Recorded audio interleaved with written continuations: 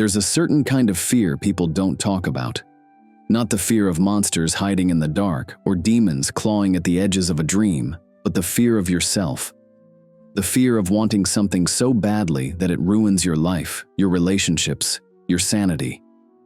Across entire civilizations, from ancient Persia to medieval Europe, people told stories about a being who lives inside that exact moment of weakness, a spirit who waits for the crack in your resolve, the trembling in your judgment, the heat you try to ignore. His name is Asmodeus. He isn't a simple tempter or a seductive trickster lurking in the shadows.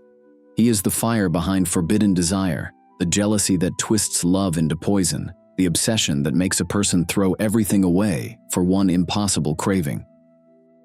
When ancient writers wanted to explain the kind of passion that destroys, they blamed it on him.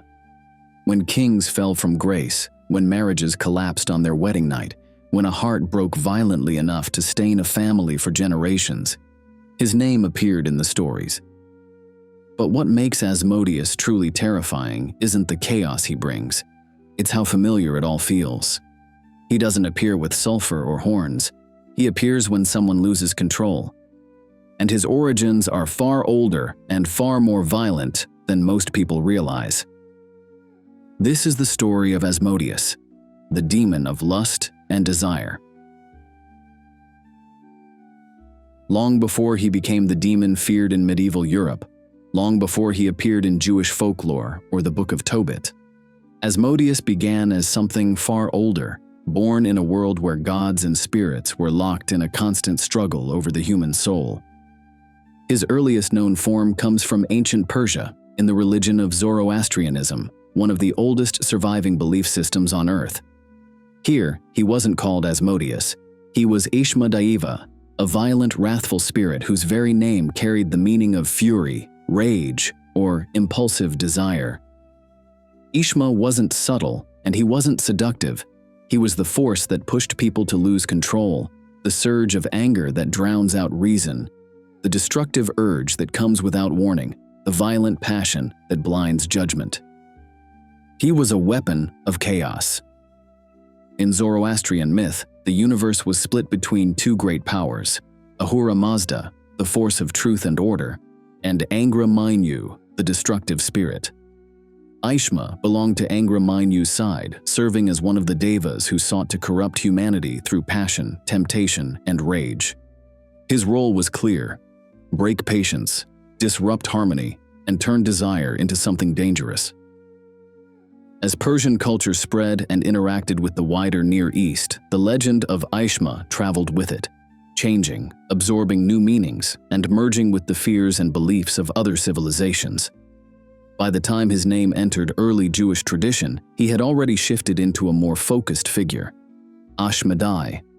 In the Talmud, Ashmedai is no longer a distant cosmic spirit. He walks among people, he talks, he tricks, he fights. Sometimes he comes across as monstrous and cruel, other times strangely human, unpredictable, and cunning, almost like a demon who understands human flaws a little too well. His anger becomes jealousy, his destructive passion becomes obsession, his violence becomes personal. This transformation is important. Asmodeus didn't just jump from one religion to another. He evolved with the people who feared him. Each culture reshaped him to reflect what they worried about most. But it isn't until the Book of Tobit, a Jewish text written somewhere between the 3rd and 2nd century BCE, that Asmodeus becomes fully recognizable as the demon we think of today. Here, his name appears in its Greek-influenced form, Asmodaios or Asmodeus, and for the first time, he is tied directly to lust, jealousy, and the destruction of marriage. In the story, he kills 7 husbands in a row, not for power or territory or some grand cosmic plan, but because he was obsessed with a woman named Sarah. This was new. This was intimate. It was the moment Asmodeus became the demon of desire. Centuries later, medieval demonologists would go even further, elevating him to the rank of a prince of hell, the ruler over lust, obsession, and the collapse of self-control. They painted him as the mastermind behind adultery, temptation, and corrupted love, They filled grimoires with instructions on summoning him, usually paired with long warnings explaining why no one should ever try. There are also later stories that claim Asmodeus's origins began in heaven, but we'll touch on that in a later chapter. From Aishma the raging spirit, to Ashmedai the trickster, to Asmodeus, the prince of lust, his evolution is a reflection of humanity's oldest struggle, the battle between desire and discipline, between longing and ruin. He is the same demon wearing different masks, shaped by thousands of years of fear. And his appearance across cultures is just as unsettling as the stories told about him. Trying to pin down what Asmodeus actually looks like is like trying to define desire itself. Every culture describes him differently, yet every version feels like it's pointing at the same dangerous thing. His appearance shifts depending on the time, the place, and the fears of the people telling the story. But taken together, these descriptions paint a disturbing picture of a being who is both alluring and monstrous, human and inhuman, familiar and completely wrong. The earliest hints come from the Book of Tobit, and they're surprisingly subtle. Asmodeus never appears in full form. Instead, he lingers in the background like an invisible presence, a shadow clinging to Sarah's life, striking down anyone who tries to marry her. In this version, he's less a creature and more a force, something you can't see but can feel breathing down your neck. Jewish folklore takes him in a different direction. In the Talmud, Ashmedai appears almost human. Almost. He walks, drinks, eats, speaks, lies, and bargains. He can be captured. He can be tricked. But every story implies something off. An unsettling charisma mixed with unpredictable violence. He has the strength to overthrow kings, the cunning to manipulate wise men, and the temper of a being who was never truly meant to live among humans. He's not a beast here, he's a mirror with teeth. But medieval demonology is where Asmodeus becomes unmistakably monstrous. European texts, influenced by centuries of fear and folklore, transform him into one of the most striking demons in the entire hierarchy. They describe him with 3 heads, one of a man, handsome but twisted with fury, one of a ram, symbolizing raw lust and stubbornness, one of a bull, representing brute strength and violent desire. Each head whispers a different temptation: anger, obsession, jealousy, pleasure. Together they make him unpredictable, chaotic, and impossible to ignore. From the waist down, his body morphs into something far more sinister. Some grimoires give him a serpent's tail, coiled and restless. Others say his legs are those of a rooster or dragon, symbols of aggression, virility, and fire. He often wears a crown, not as decoration, but as a reminder that in the infernal hierarchy, Asmodeus is royalty, a ruler, a prince. Many medieval artists show him riding a dragon, gripping a spear or banner, leading armies of temptation and ruin. And sometimes, almost ironically, he is portrayed as incredibly handsome, because lust itself rarely arrives looking like a monster. It comes dressed in whatever form you want most. Across civilizations, one pattern repeats. Asmodeus is always a blend of beauty and horror. A being who can look like a man one moment and a nightmare the next. A creature who shifts shape not to deceive, but because his domain is fluid, adaptable, and deeply human. He is the embodiment of temptation, wearing whatever skin works best. Asmodeus isn't the demon of simple temptation. He isn't the whisper in someone's ear telling them to chase pleasure for pleasure's sake. His nature is far more volatile, far more personal, and far more destructive. Every culture that wrote about him, Persian, Jewish, Christian, medieval European, describes the same underlying truth. Asmodeus is the point where desire stops being human and becomes something dangerous. From his earliest form as Aishma, the Persian spirit of wrath and impulsive passion, Asmodeus inherited a temperament shaped by emotion rather than reason. Aishma was known for violent urges and sudden impulses, acts committed without thinking, without restraint. That raw, unfiltered emotional energy follows Asmodeus everywhere he appears in later traditions. In Jewish folklore, as Ashmedai, he becomes intelligent, unpredictable, and unsettlingly human-like. One moment he is cunning and calculated, outsmarting kings and sages. The next he is spiteful and explosive, driven by jealousy or wounded pride. His logic isn't random. He behaves according to a kind of emotional intelligence that is both profound and dangerous.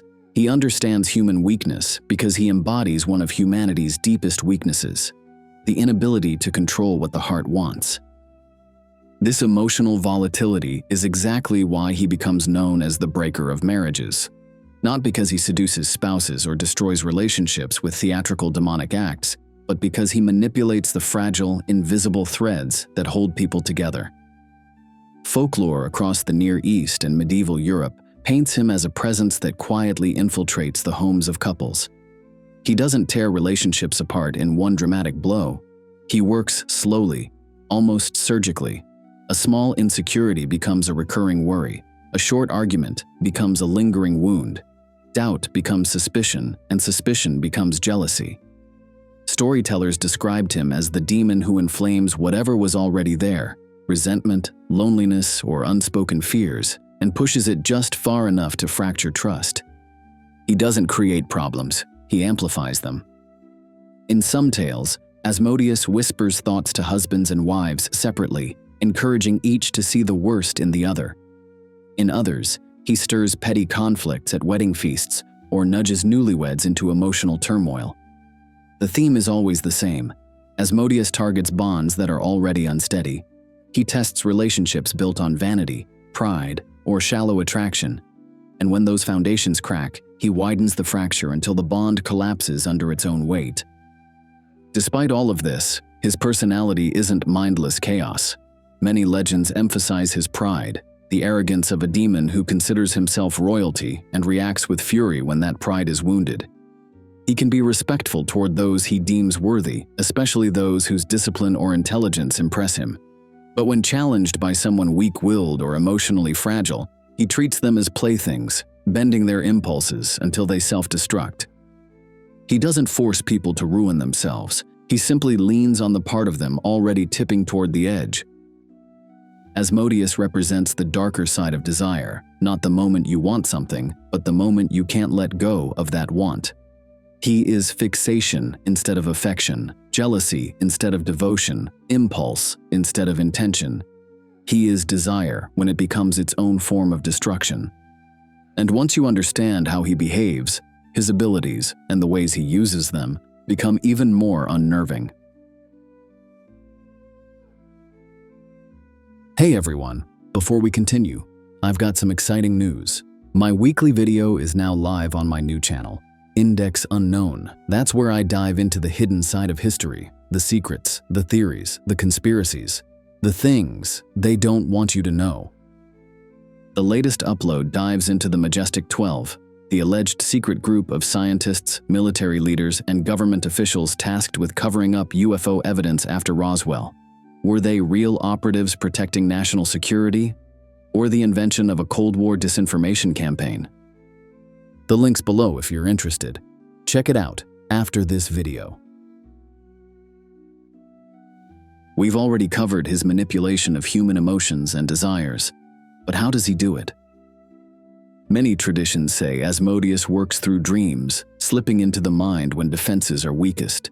In dreams, emotions blend with fear and memory, and a whisper can feel like revelation. Legends describe people waking from a single dream changed, pursuing desires they once rejected, or fearing betrayals that never existed. Asmodeus's influence in dreams rarely feels supernatural. It feels personal, like something that just came to mind. He is also a shapeshifter, appearing in forms that allow him access to someone's emotional defenses. Sometimes he appears as a comforting stranger, sometimes as someone familiar, and sometimes as something entirely symbolic. His disguises are not about deception, they're about resonance. He becomes whatever form a person is most vulnerable to. Older Zoroastrian influences hint at a more direct kind of power, flashes of brutal strength and destructive rage. While most stories focus on subtlety, Asmodeus is capable of physical force when provoked or cornered. His ability to flee across great distances, as seen in the Book of Tobit, implies supernatural speed or teleportation. His rank in medieval demonology suggests command over legions, reinforcing his status as a prince rather than a common spirit. This is where his connection to ritual magic becomes important. Medieval grimoires consistently describe Asmodeus as a demon who is extraordinarily difficult to summon, control, or bargain with. Conjurers approached him not for romance, but for influence, insight into human desires, leverage over rivals, or knowledge of hidden weaknesses. Ritual manuals warn that he answers questions indirectly, distorting truths through charm or cleverness.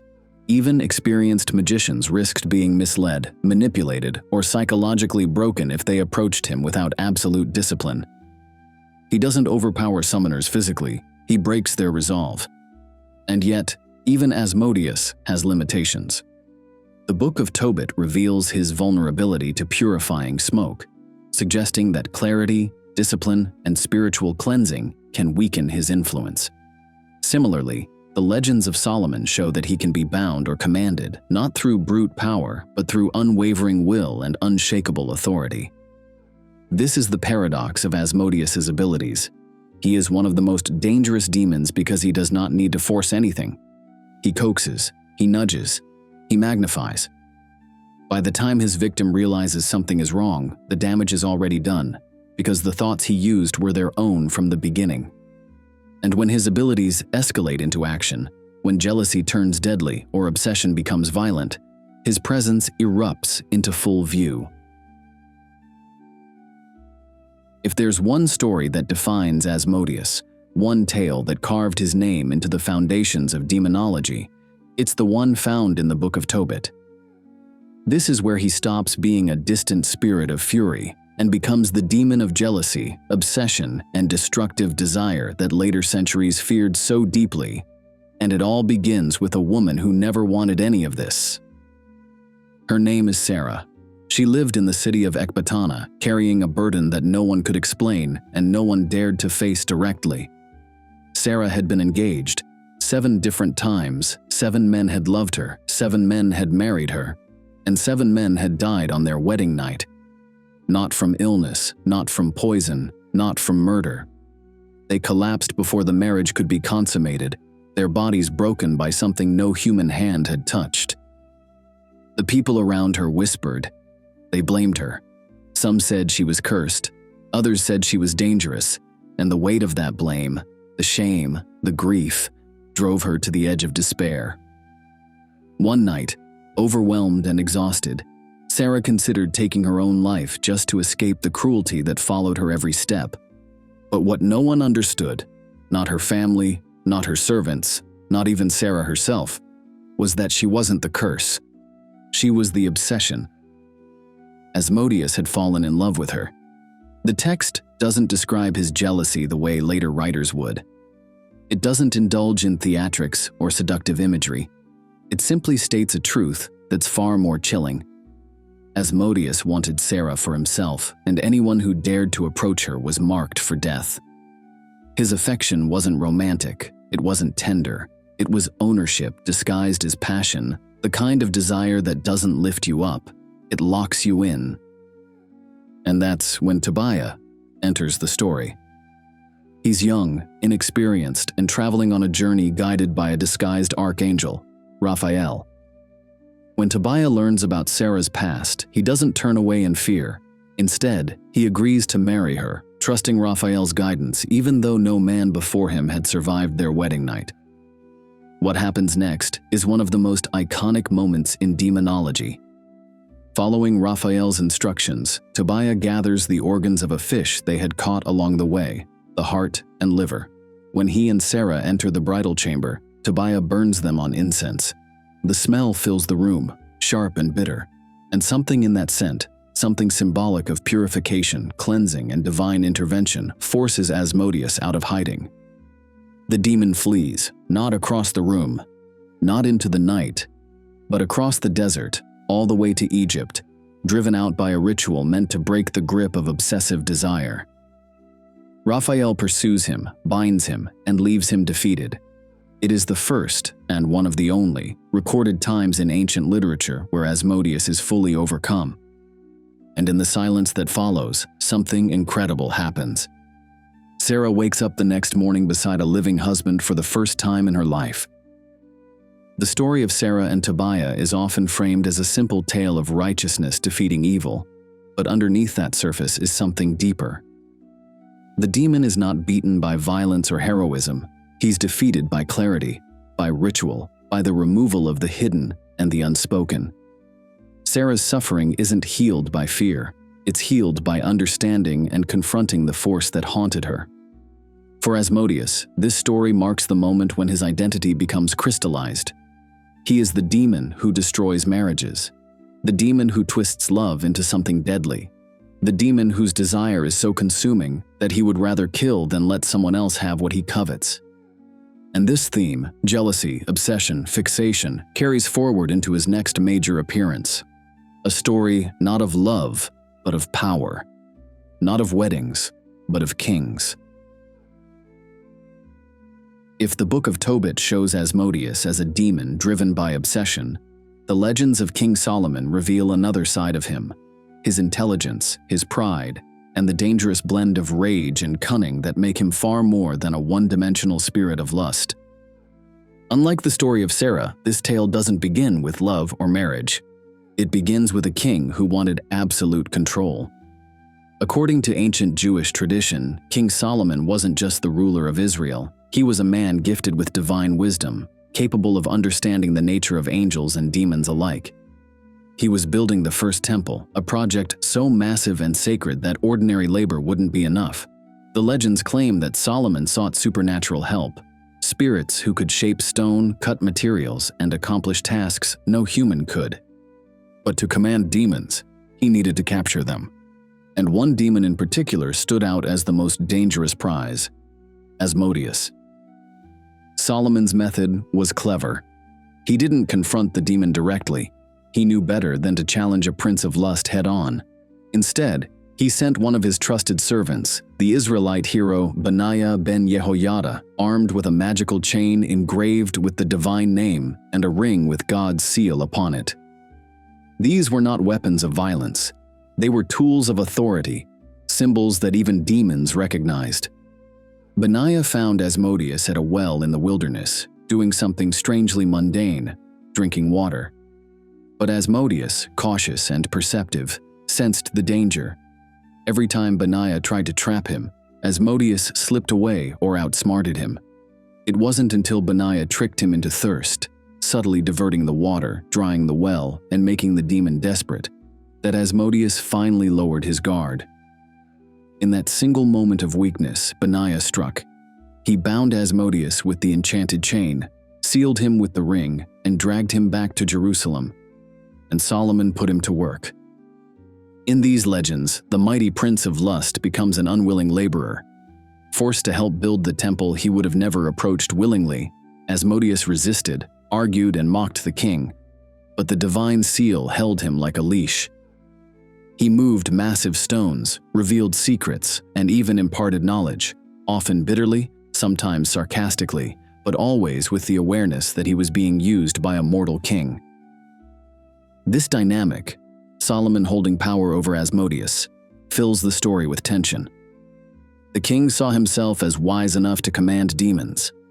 Asmodeus saw himself as a prisoner waiting for the smallest crack in his chains. And eventually, he got one. The legends split into a handful of versions, but they all point to the same dramatic moment. Solomon becomes overconfident, too trusting in his authority, too sure that Asmodeus is contained. Whether through trickery, persuasion, or a calculated moment of cunning, Asmodeus manages to slip the ring from Solomon's hand and take it for himself.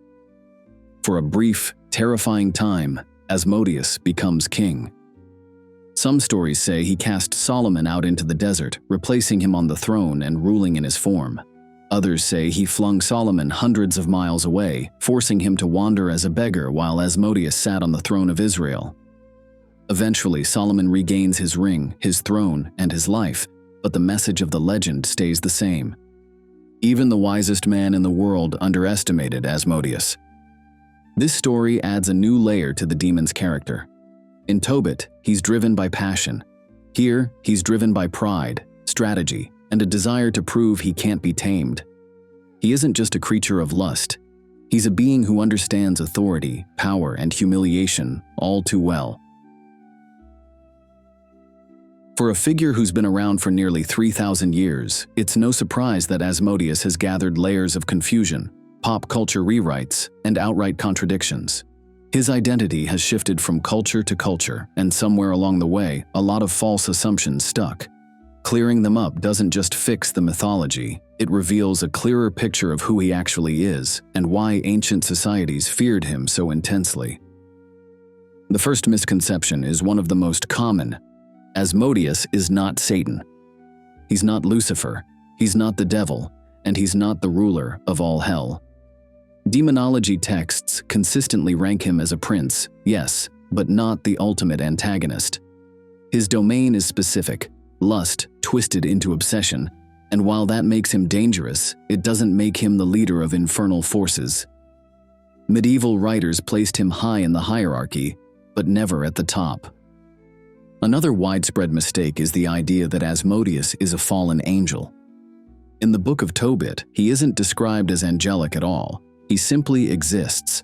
He acts, intervenes, and is driven out, but nothing in the text suggests he fell from heaven. His origins trace back to ancient Persian spirits, not to the rebellious angels of Christian lore. The fallen angel identity came centuries later, largely from European demonologists, trying to force every major demon into the same theological mold. A third misconception is the belief that Asmodeus is solely a sexual seducer, a stereotype popularized by fiction and even some occult manuals. While lust is certainly tied to his nature, the older stories consistently portray him as something more complex. He isn't a tempter who strolls around offering pleasure, he's the consequence of desire taken too far. He represents obsession, jealousy, rage, and emotional destruction, not seduction. Lust is the doorway, not the destination. There's also the idea that he always appears monstrous, horns, wings, multiple heads, but this comes mostly from medieval illustrations meant to shock or instruct. Many earlier stories describe him as almost human or even invisible. The monstrous imagery is symbolic, meant to express the ugliness of corrupted desire, not literal biological detail. Finally, perhaps the most subtle misunderstanding is this. Asmodeus does not hate all marriages. He hates unstable ones. He hates vows made for the wrong reasons. He hates unions built on vanity, insecurity, or dishonesty, because these are the kinds of relationships he can break with ease. In some obscure traditions, he only interferes where the foundation is already weak, feeding on the flaws already there rather than creating new ones. Misconceptions flatten him into a caricature. The real Asmodeus, the one who appears in ancient myth, early scripture, and medieval ritual, is far more unsettling. He's not horrifying because of horns or wings or dramatic seductions. He's horrifying because his domain is painfully human, wanting something so intensely that it destroys you. And that's why his legend never faded.